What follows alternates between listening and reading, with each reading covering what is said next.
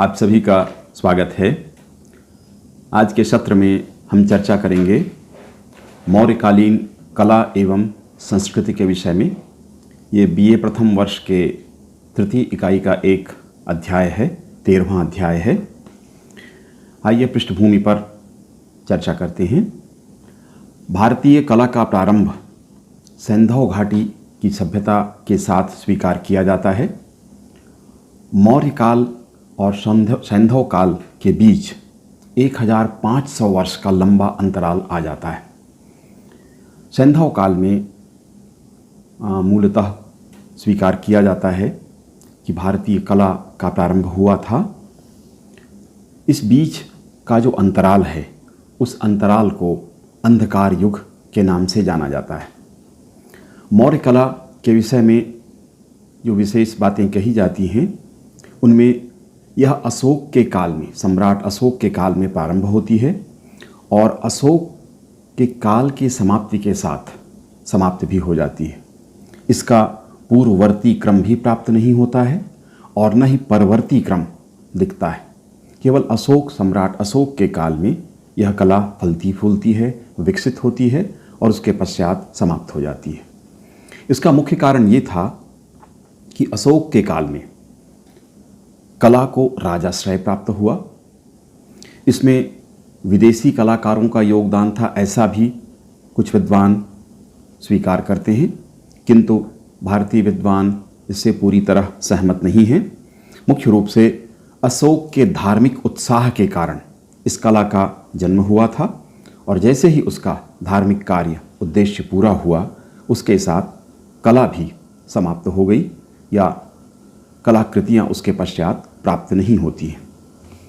अतः विदेशियों के योगदान को कुछ हद तक तो स्वीकार किया जा सकता है, किंतु उन्होंने ही इस कला का निर्माण किया, यह बात सत्य नहीं है। मौर्य कला को अध्ययन में सुविधा के दृष्टिकोण से 5 भागों में बांटा जाता है। पहला, नगर निर्माण व राजप्रसाद या राजमहल। दूसरा, गुहाएं। तीसरा, स्तूप।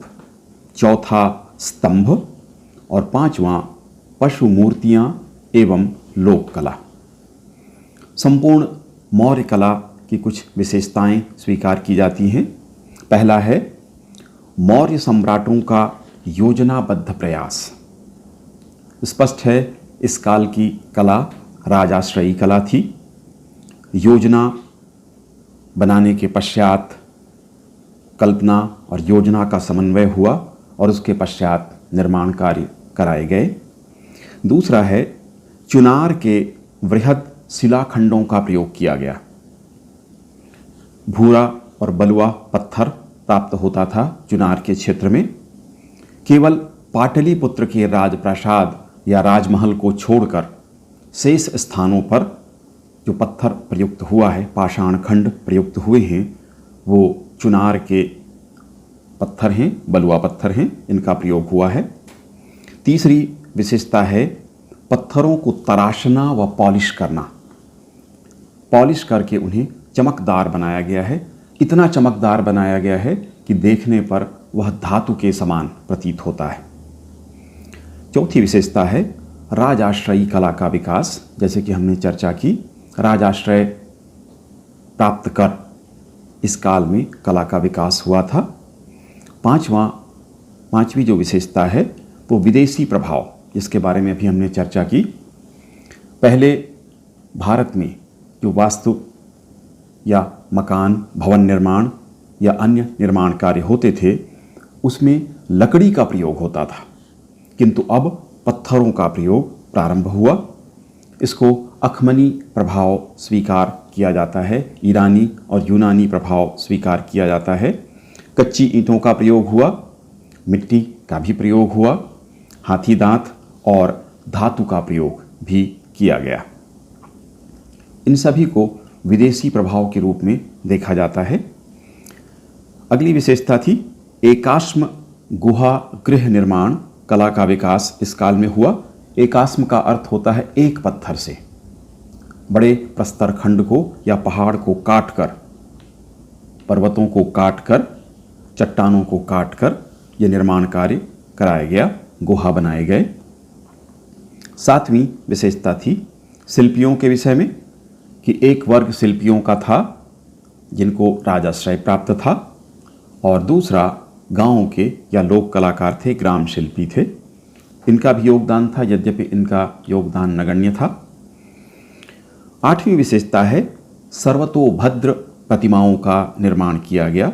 सर्वतोभद्र से अर्थ है ऐसी प्रतिमाएं जो सर्व मंगल की कामना करती हुई प्रतीत होती हूँ या सर्वव्यापक सत्ता को स्पष्ट करती हुई प्रतीत हो रही हूँ, उन्हें सर्वतोभद्र प्रतिमाएं कहा जाता है। इस तरह की प्रतिमाओं का निर्माण इस काल में हुआ। तो ये मौर्य कला की विशेषताएं थीं। पहला भाग इसका हम देखेंगे नगर निर्माण व राजप्रासाद। कश्मीर में श्रीनगर का निर्माण किया गया सम्राट अशोक के काल में। नेपाल में ललित पट्टन या पट्टन के नाम से जाना जाता है नेपाल में। और तीसरा पाटलिपुत्र। पाटलिपुत्र नगर के विषय में विस्तृत विवरण मेगास्थनीज और अर्थशास्त्र के विवरण से हमें प्राप्त होता है। मेगास्थनीज लिखता है कि यह नगर चतुर्भुज रूप में विद्यमान है, 9.5 मील लंबा, 1.5 मील चौड़ा, चारों ओर लकड़ी की दीवार जिसमें तीर चलाने के लिए खुली जगह छोड़ी गई है। नगर के चारों ओर खाई है, 60 फीट गहरी है, 600 फीट चौड़ी है। इसमें 64 प्रवेश द्वार हैं, 570 बुर्ज बने हुए हैं। नगर के मध्य राजप्रासाद या राजमहल स्थित है।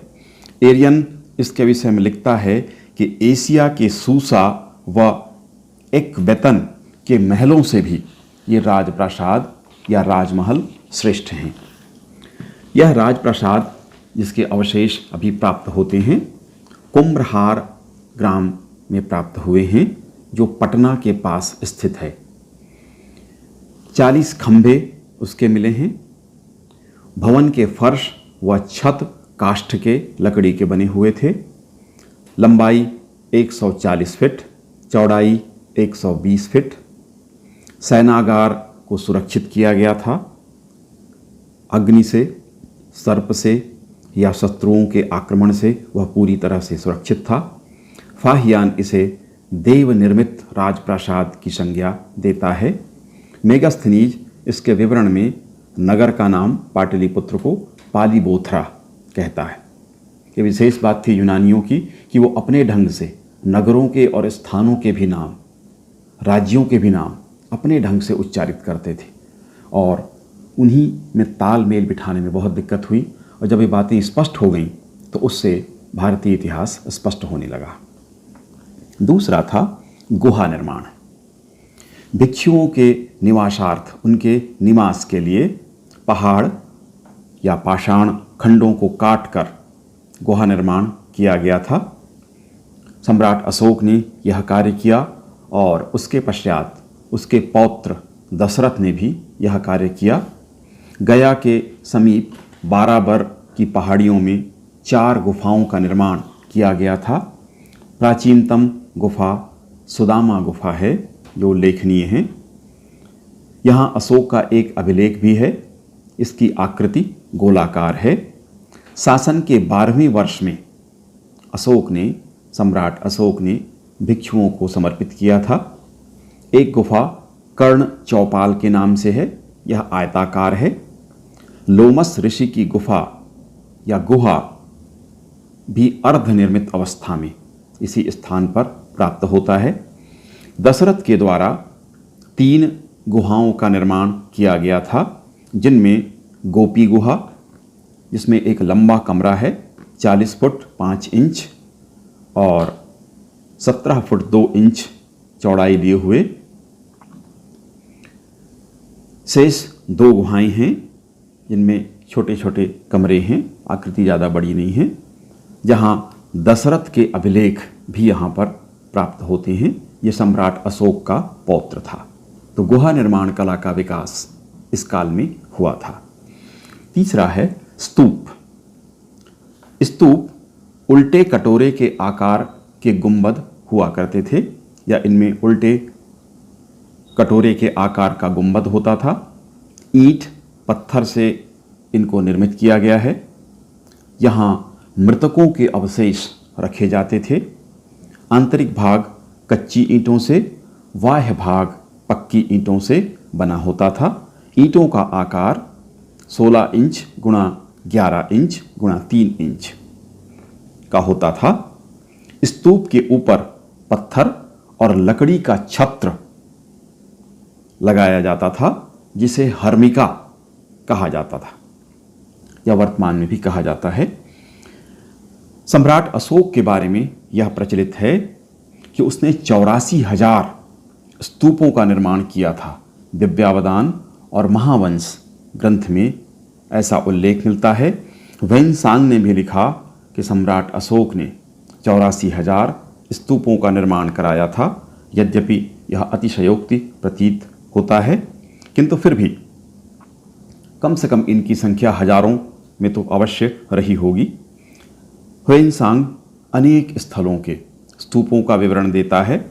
तक्षशिला में धर्मराज का स्तूप, कश्मीर, थानेश्वर, कन्नौज, प्रयाग, मथुरा, विशाखा, कौशाम्बी, कपिलवस्तु, कुशीनगर, वाराणसी, पाटलिपुत्र, बोध गया, सांची, भरहुत आदि का वह उल्लेख करता है कि इन स्थानों पर बड़ी संख्या में स्तूप विद्यमान हैं।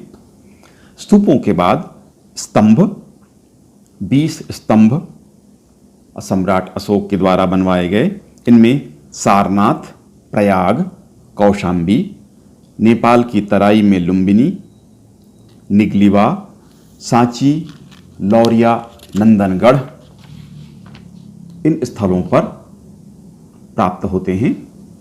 ये एकास्म पत्थर से निर्मित हैं।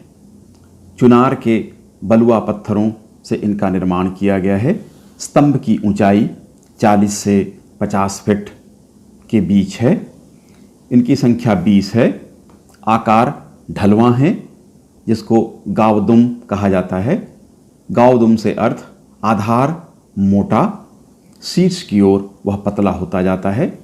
इनमें चमकदार पॉलिश की गई है, जिसके कारण भ्रम उत्पन्न होता है।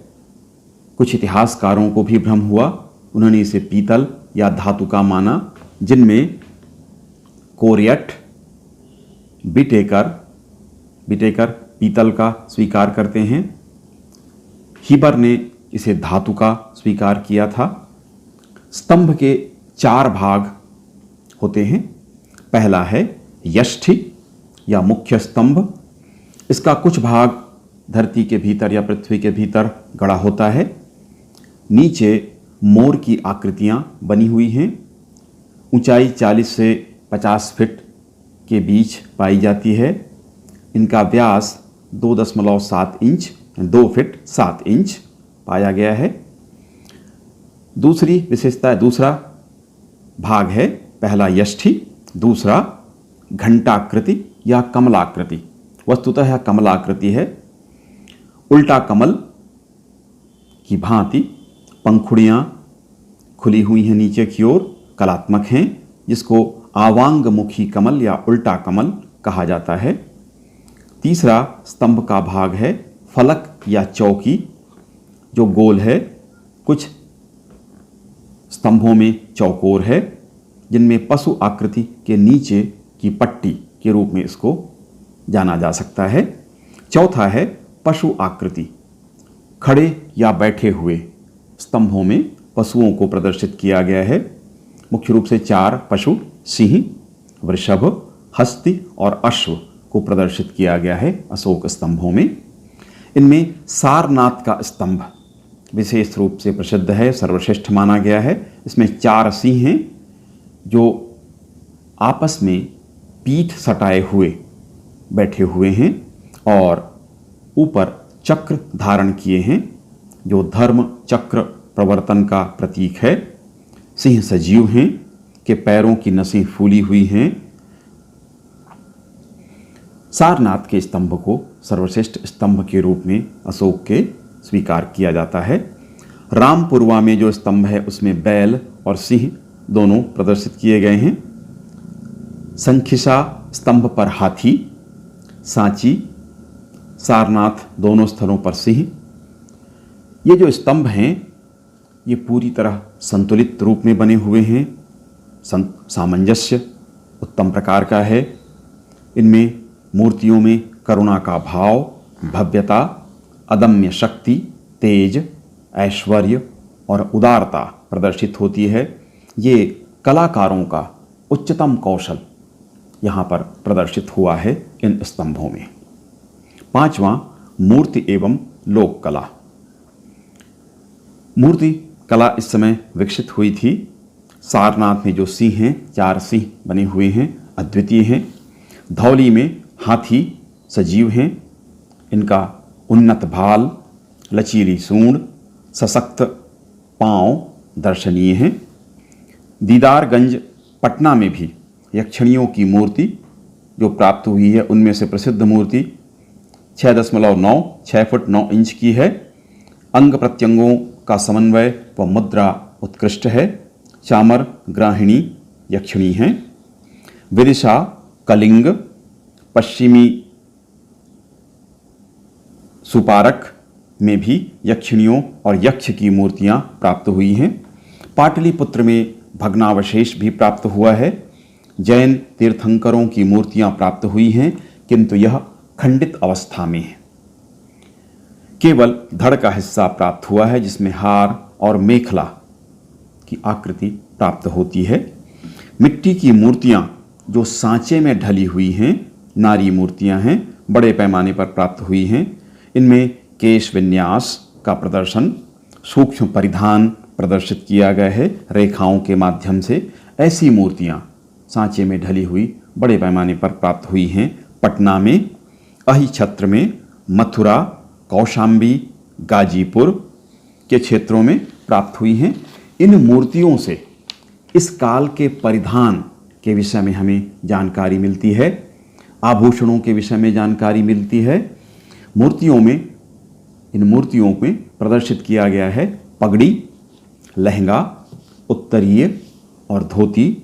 आभूषणों में कुंडल, गले में कंठा या कंठहार, बाँह में अंगद। अंगद कहा जाता है बाँह में पहना जाने वाला एक आभूषण, ये प्रदर्शित किया गया है। छठा है पाषाण वेष्टनी या रेलिंग जिसको कह सकते हैं। ये भी सम्राट अशोक के काल में बनवाया गया है। ये प्राप्त होता है सांची में, सारनाथ में, भरहुत में। पाषाण वेष्टनी जो दर्शनीय है, रेलिंग कहा जा सकता है इसको, यह प्राप्त होता है। मौर्य कला पर विदेशी प्रभाव के विषय में चर्चा कर लेते हैं। स्पूनर, मार्शल और निहार रंजन रे, मुख्यतः इन 3 इतिहासकारों ने, कुछ हद तक स्मिथ ने भी विदेशी प्रभाव को स्वीकार किया है। स्पूनर दृढ़ता के साथ यह बात रखता है। उसके तर्क हैं स्तंभ निर्माण ईरानी परंपरा थी। ईरानी परंपरा का अनुसरण भारतीयों के द्वारा किया गया, इस कारण से यह विदेशी प्रभाव है। दूसरी बात, स्पूनर लिखता है स्तंभ का लंबा भाग फारसी शैली में बना हुआ है, जिस प्रकार फारस में, ईरान में बनता था उस प्रकार का बना हुआ है। तीसरा तर्क वह देता है घंटाकृति फारसी शैली में। घंटाकृति है जिसको हम कमल, उल्टा कमल कह रहे हैं, घंटाकृति कहता है, फारसी शैली की विशेषता है और वह यहाँ पर प्राप्त हुआ है। इससे स्पष्ट होता है कि यहाँ पर फारस का प्रभाव ईरानी कलाकारों के द्वारा यह निर्मित है। चौथा, पॉलिश, चमकदार पॉलिश जो किया गया है, यह भी फारसी शैली की विशेषता स्पूनर बताता है और इसको भी विदेशी प्रभाव के रूप में वह स्वीकार करता है। इस तरह ईरानी और यूनानी प्रभाव यहाँ की कला में दृष्टिगोचर होता है, ऐसा वह स्वीकार करता है। सिकंदर के आक्रमण के पश्चात कुछ यूनानी और ईरानी भारत में रुक गए थे, भारत में रहे और इनके द्वारा मौर्य कला का निर्माण किया गया, ऐसा ये विद्वान मानते हैं। इसके अलावा पूर्व कला मौर्यों के पूर्व काल की कला में लकड़ी का प्रयोग होता था भवन निर्माण हेतु, किंतु अब पत्थरों का प्रयोग होने लगा। इसे भी विदेशी प्रभाव माना जाता है। यूनानी प्रभाव के अंतर्गत जो मूर्तियां बनी हैं उनमें यूनानी प्रभाव स्वीकार किया जाता है, किंतु भारतीय विद्वान इनका खंडन करते हैं। मुख्य रूप से अरुण सेन नाम के इतिहासकार के द्वारा उपरोक्त मत का खंडन किया गया है। अन्य विद्वानों ने भी इनके पक्ष में तर्क दिए हैं। अशोक स्तंभ एकास्म पत्थर से, एकास्म बलुआ पत्थर, स्पष्ट है एकास्म का अर्थ एक पत्थर से होता है। अशोक के स्तंभ एक पत्थर या एकास्म पत्थर से बनाए गए। पर्शियन स्तंभ या ईरानी स्तंभ पाषाण खंडों से, पत्थर के टुकड़ों से बनाए गए।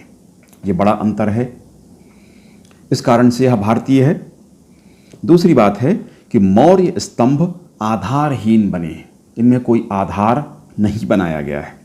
पर्शियन स्तंभ आधार युक्त हैं, पहले बेस बनाया गया है, उसके ऊपर स्तंभ बनाए गए हैं, जबकि मौर्य स्तंभ सीधे जमीन से खड़े हुए हैं। इस कारण से यह भारतीय हैं। तीसरा है मौर्य स्तंभों में चमकदार पॉलिश की गई है। पर्शियन स्तंभ में भी पॉलिश है, किंतु वह चमकदार नहीं है, बहुत हल्की पॉलिश उसमें प्रतीत होती है। यह भी बड़ा अंतर है। चौथी बात है मौर्य स्तंभ का ऊपरी भाग उल्टा कमल आवांगमुखी है। पर्शियन स्तंभ आवांगमुखी नहीं है, वहाँ पर घंटाकृतियाँ प्राप्त होती हैं। तो यहाँ पर जो ये कहा गया कि घंटाकृति प्राप्त होती है वह सही नहीं है, यह आवांगमुखी कमल है, उल्टा कमल है। सारनाथ का स्तंभ सामने से दो सिंह परस्पर पीठ किए हुए सामने से प्रदर्शित होते हैं। यह पर्शियन कला के नियमों के विपरीत है, इस कारण से यह भारतीय है। इसके अतिरिक्त अरुण सेन ने जो तर्क दिए उसके अतिरिक्त मौर्य कला में उल्टा कमल प्रदर्शित है, वह ईरानी घंटाकृति नहीं है बल्कि आवांगमुखी कमल है, और यह भगवान विष्णु व माता लक्ष्मी से संबद्ध है। धर्मचक्र की अवधारणा, जो धर्मचक्र बना हुआ है, यह अवधारणा पूरी तरह से भारतीय है, इसमें कोई विदेशी प्रभाव नहीं है। काला पॉलिश जो किया गया है वह ईरानी नहीं है। पूर्व मौर्य काल के अंतर्गत आपास्तब सूत्र में इसका उल्लेख किया गया है कि गृहद भांड जो प्राप्त हुए हैं उनमें भारत में मौर्यों के पूर्व काला पॉलिश प्राप्त होता है, जिस प्रकार का पॉलिश यहाँ किया गया है। तो ये जो कहा जाता है कि पॉलिश, काले रंग का जो पॉलिश किया गया है वह ईरानी प्रभाव के कारण है, वह त्रुटिपूर्ण है। भारत में मौर्यों के पूर्व भी गहद भांडों में इस प्रकार काला पॉलिश हमें प्राप्त होता है। स्तंभों की परंपरा भी भारत में मंदिरों के समक्ष स्तंभ बनाने की परंपरा थी, जिनमें देवता के चिन्ह या त्रिमूर्ति प्रदर्शित की जाती थी सजाने के लिए, सज्जित करने के लिए मंदिरों के सामने। तो यह भी कहना कि स्तंभ ईरान से ही लिया गया है, यह उचित नहीं है। मौर्यों के स्तंभ गोलाकार व सपाट हैं, ईरानी स्तंभ वर्गाकार व नालीदार हैं। इनमें भी अंतर है। रामपुरवा का बैल सैंधव बैल का विकसित रूप स्वीकार किया जाता है। इस प्रकार ईरानी या अखमनी कला से भारतीय कला भिन्न है, पर्याप्त भिन्नता है। इस कारण इसे विदेशी प्रभाव, या कम से कम इतना तो अवश्य स्वीकार किया जा सकता है कि विदेशी कलाकारों के द्वारा तो कम से कम नहीं बनाया गया था। थोड़ा बहुत प्रभाव अवश्य हुआ होगा, क्योंकि आसपास दोनों सभ्यताएं या दोनों राज्य विकसित हो रहे थे। निष्कर्ष रूप में कहा जा सकता है कि संभव है विदेशी कलाकारों की सहायता ली गई हो, अथवा उनसे प्रेरणा मिली हो, या आपसी समन्वय के कारण ऐसा हुआ हो। कुछ हद तक विदेशी प्रभाव अवश्य स्वीकार किया जा सकता है, किंतु मूलतः भारतीय विषय वस्तु और प्रेरणा पूरी तरह भारतीय थी। स्मिथ व हैवेल भी इसी प्रकार का मत रखते हैं कि कुछ प्रभाव विदेशी वो स्वीकार करते हैं, किंतु निर्माण कार्य, प्रेरणा और विषय वस्तु पूर्णतः भारतीय थी, ऐसा स्वीकार करते हैं। मौर्य कला मूलतः या मुख्यतः राजकीय संरक्षण में विकसित हुई और सम्राट अशोक के काल के पश्चात जैसे ही संरक्षण समाप्त हुआ या सम्राट अशोक का उद्देश्य पूर्ण हुआ, उसके साथ ही यह कला वहीं समाप्त हो गई। अतः यह कला जनमानस को अधिक प्रभावित नहीं कर पाई, या यह कह सकते हैं कि यह जन कला के रूप में विकसित नहीं हो पाई, राजाश्रयी कला के रूप में विद्यमान रही। आइए अब देखते हैं मौर्यकालीन सामाजिक एवं धार्मिक स्थिति किस प्रकार थी। कौटिल्य के अर्थशास्त्र, मेगास्थनीज के विवरण और यूनानी स्रोतों से इस काल की संस्कृति के विषय में हमें जानकारी प्राप्त होती है। इस काल की सामाजिक स्थिति जो मूलतः भारतीय परंपरा रही है समाज की, वर्ण व्यवस्था, ब्राह्मण, क्षत्रिय, वैश्य और शूद्र, तो वर्ण व्यवस्था इस समय लागू थी, विद्यमान थी। आश्रम प्रणाली थी, ब्रह्मचर्य, गृहस्थ, वानप्रस्थ और संन्यास, आप सभी इनसे परिचित होंगे। 25 वर्ष तक ब्रह्मचर्य, 50 वर्ष तक गृहस्थ, 75 वर्ष तक वानप्रस्थ और 100 वर्ष तक संन्यास। व्यक्ति की आयु को 100 वर्षों में बांटकर 25-25 वर्षों के कालखंड में विभाजित किया जाता है, इनसे आप परिचित हैं। अर्थशास्त्र और अन्य विवरणों से स्पष्ट होता है कि इस काल में मिश्रित जातियों का, जिसे वर्ण संकर कहा गया, जातियों का जन्म हुआ। यह अनुलोम और प्रतिलोम विवाहों के कारण हुआ। निम्न जातियों के द्वारा उच्च जातियों के साथ और उच्च जातियों के द्वारा निम्न जातियों के साथ विवाह के कारण इस तरह की नई जातियां जन्म लेती हैं। कौटिल्य अपने अर्थशास्त्र में इनका विवरण देता है। कुछ जातियों का उल्लेख भी उसने किया है, जिनमें निषाद, मागध, सूत और वेग का नाम उल्लिखित उसने किया है। यद्यपि निषाद जाति का के विषय में रामायण काल में भी उल्लेख आता है और सूत का विवरण भी पुराणों में उल्लिखित है, किंतु कौटिल्य ने इनका विवरण दिया है। मिश्रित जातियों के रूप में जन्म आधारित इस समय तक जाति हो चुकी थी। सामान्यतः व्यवसाय बदलने की अनुमति नहीं थी, विशेष परिस्थितियों में लोग व्यवसाय बदलते थे। विशेषकर ब्राह्मणों को व्यवसाय बदलने का अधिकार प्राप्त था, किंतु इस समय तक जाति जन्मगत होने लगी थी। यूनानी स्रोत मेगास्थनीज को उद्धृत करते हुए बताते हैं, जिनमें स्ट्रेबो और अन्य हैं, ये भारत में 7 जातियों का उल्लेख करते हैं। यद्यपि यह उचित नहीं है, इस प्रकार का कहीं भी उल्लेख हमें प्राप्त नहीं होता है। इनमें ये 7 जातियां बताते हैं: दार्शनिक, कृषक, अहीर, कारीगर, सैनिक, निरीक्षक, सभासद या अन्य शासक वर्ग। ये 7 जातियों का उल्लेख करते हैं।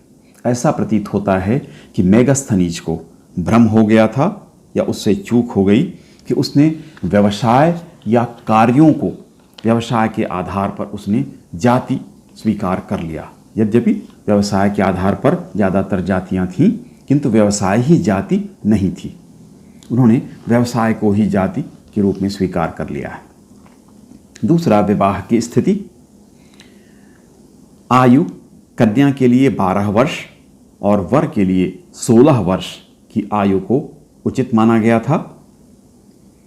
विवाह के प्रकार 8 प्रकारों का कौटिल्य के द्वारा विवरण दिया गया है: ब्रह्म, दैव, आर्ष, प्रजापत्य, असुर, गंधर्व, राक्षस और पैशाच विवाह का विवरण कौटिल्य देता है।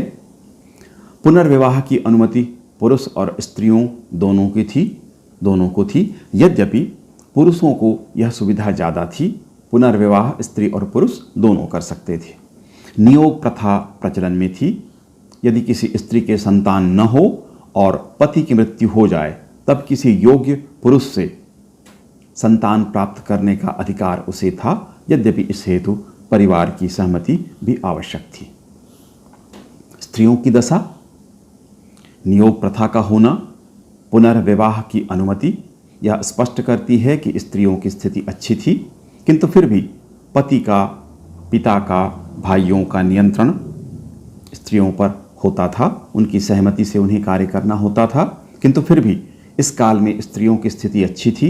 वो गणिका के रूप में, नर्तकी के रूप में, गुप्तचर, सैनिक, अंगरक्षक के रूप में भी कार्य करती थी। राजघराने की स्त्रियां शासन कार्य में मदद करती थीं। स्त्री शिक्षा का अधिकार था, यद्यपि निम्न कुल में कम ही उन्हें शिक्षा प्राप्त हो पाती थी, किंतु उच्च कुल की स्त्रियां शिक्षित होती थीं। मेगास्थनीज स्त्री शिक्षा का विवरण देता है। स्त्रियों के बारे में, शिक्षा के बारे में विवरण करते हुए बताता है कि शिक्षा काल में स्त्रियां ब्रह्मचर्य का पालन करती थी। सती प्रथा का उल्लेख कहीं प्राप्त नहीं होता है, बल्कि कौटिल्य इसकी कटु आलोचना करता है। सती प्रथा को वह आत्महत्या करने के समान घृणित व दंडनीय मानता है। इससे स्पष्ट हो जाता है कि इस काल में स्त्रियों की स्थिति अच्छी थी। सामान्य रहन सहन, भोजन में मुख्य रूप से दूध और दूध से बने पदार्थ, अन्न में चावल और गेहूं का अधिक प्रयोग होता था। मांस का प्रयोग भी यदा कदा होता था, यद्यपि अशोक के काल में यह प्रतिबंधित हुआ था। जैन और बौद्ध भी इसका प्रयोग नहीं करते थे। दूध को प्रमुख खाद्य के रूप में, पेय पदार्थ के रूप में, इसके अलावा मधु, अंगूर का रस, शरबत आदि का उल्लेख प्राप्त होता है। यदा कदा मदिरा के सेवन का उल्लेख भी प्राप्त होता है, किंतु इस पर शासकीय राजकीय नियंत्रण था, सीमित प्रयोग होता था। मेगास्थनीज भी इसका विवरण देता है। गेहूं, चावल, दालें, मसालों का प्रयोग होता था। विभिन्न प्रकार की वनस्पति साग के रूप में, सब्जी के रूप में प्रयोग में लाई जाती थी। पकवान बनाए जाते थे। खीर, दही, मठा आदि का प्रयोग बड़े पैमाने पर होता था। मनोरंजन के लिए विहार, यात्राएं, मल्ल युद्ध, रथ दौड़, विभिन्न खेल स्पर्धाएं, घुड़दौड़, रथ दौड़, चौपड़, ज्यूत, नृत्य, संगीत, शिकार, पशु पक्षी के युद्ध, नटों के प्रदर्शन हुआ करते थे। वस्त्र तीनों प्रकार के धारण किए जाते थे। मुख्य रूप से सूती वस्त्र धारण किया जाता था। प्रमुख रूप से पगड़ी, लहंगा, उत्तरीय और धोती का प्रयोग होता था। आभूषण में कान, गले, हाथ, बाँह, पैर और कमर में सोने, चांदी और हीरे का प्रयोग कर आभूषण धारण किए जाते थे। इस प्रकार संपन्न जीवन इस काल में था। किंतु दास प्रथा का उल्लेख भी प्राप्त होता है। यूनानी स्रोत मेगास्थनीज यहाँ पर फिर चूक करता है। वह दास प्रथा नहीं होने का स्पष्ट उल्लेख करता है, किंतु कौटिल्य के विवरण से और सम्राट अशोक के शिलालेखों में जो उल्लेख किया गया है, उसमें दासों के साथ अच्छा व्यवहार, सद्व्यवहार या उत्तम व्यवहार करने की शिक्षा अंकित है, जिससे स्पष्ट हो जाता है कि इस काल में दास प्रथा थी, किंतु उनके साथ अच्छा व्यवहार होता रहा होगा। इस कारण मेगास्थनीज को इसकी जानकारी प्राप्त नहीं हुई। धार्मिक स्थिति के बारे में, सनातन या ब्राह्मण धर्म इस समय सर्वाधिक लोगों द्वारा स्वीकार या स्वीकृत था, जिसे हम हिंदू धर्म के नाम से भी जानते हैं। बौद्ध, जैन, आजीवक और तीर्थक संप्रदाय या मत भी इस समय थे। सम्राट अशोक के काल में आप सभी को ज्ञात है कि बौद्ध मत का अत्यधिक प्रचार व प्रसार हुआ था। सम्राट अशोक के धम्म के विषय में अपन पूर्व के वीडियोज़ में चर्चा कर चुके हैं। किंतु फिर भी सनातन धर्म सर्वाधिक मान्य था। वैदिक यज्ञ, हवन, पूजा पाठ, कर्मकांडों का आयोजन होता था। अर्थशास्त्र में विष्णु, इंद्र, शिव, सरस्वती, अग्नि और कृष्ण आदि देवी देवताओं का उल्लेख प्राप्त होता है। सभी धर्मों का लक्ष्य मोक्ष प्राप्ति ही था। अंतिम लक्ष्य सभी धर्म मोक्ष प्राप्ति स्वीकार करते थे। इस काल में भाषा और साहित्य का भी विकास हुआ। वैदिक संस्कृति या वैदिक संस्कृत में अब परिवर्तन हुआ। पाणिनीय व्याकरण के अनुसार संस्कृत भाषा का विकास हुआ और यही संस्कृत वर्तमान में भी देखा जा सकता है। इस प्रकार संस्कृत भाषा के व्याकरण में भी परिवर्तन हुआ, उच्चारण में परिवर्तन हुआ। वैदिक संस्कृत जो था उसमें परिवर्तन इस काल में हुआ। यह मौर्यकालीन संस्कृति थी। निष्कर्ष के रूप में देख सकते हैं, मौर्य काल में गुहा निर्माण कार्य किया गया। विशेषकर सम्राट अशोक के द्वारा 4 गुहा निर्मित किए गए, जिनमें सुदामा गुहा प्रसिद्ध है या उल्लेखनीय है। अशोक के विषय में यह प्रख्यात है कि उसने 84,000 स्तूपों का निर्माण कराया था। यद्यपि यह अतिशयोक्ति है, किंतु फिर भी इनकी संख्या हजारों में अवश्य रही होगी। अशोक के स्तंभ निर्माण ने एक नई परंपरा हमारे देश में प्रारंभ की। अशोक स्तंभ विशेष उल्लेखनीय हैं। इनमें सारनाथ का स्तंभ दर्शनीय है। इसका महत्व इस बात से ही स्पष्ट हो जाता है कि इसमें दर्शाया गया चक्र और सिंहों को या उसकी आकृति को राष्ट्रीय चिन्ह के रूप में स्वीकार किया गया है। आप सभी परिचित हैं, भारतीय मुद्रा में सिंहों की जो आकृति है वह यहीं से ली गई है, और भारतीय तिरंगे में जो चक्र बना हुआ है वह यहीं से लिया गया है। स्तंभों में पशुओं की आकृतियां सजीव हैं, जिनमें सिंह, अश्व, वृषभ और हाथी की मूर्तियां हैं। दीदारगंज की यक्षिणी की मूर्ति के साथ साथ सांची, सारनाथ व भरहुत के पाषाण वेष्टनी भी उल्लेखनीय हैं। धर्म के क्षेत्र में सनातन धर्म, जैन, आजीवक, तीर्थक और बौद्ध धर्म ने इस काल में विशेष प्रगति की थी। आप सभी को ज्ञात है, सम्राट अशोक के द्वारा इस धर्म का प्रचार और प्रसार बृहत्तर क्षेत्रों में किया गया था। स्त्रियों की दशा अच्छी थी, जनजीवन संपन्नता पूर्ण था, किंतु दास प्रथा का उल्लेख भी प्राप्त होता है। भगवत शरण उपाध्याय इस काल के कला के विषय में लिखते हैं कि मौर्यों की कला का प्रतिनिधान अशोक के स्तंभों के शीर्षस्थ पशु प्रतिमाओं द्वारा हुआ है। उनके अंग प्रत्यंगों का निर्माण इस योग्यता के साथ हुआ है कि वे सजीव लगती हैं।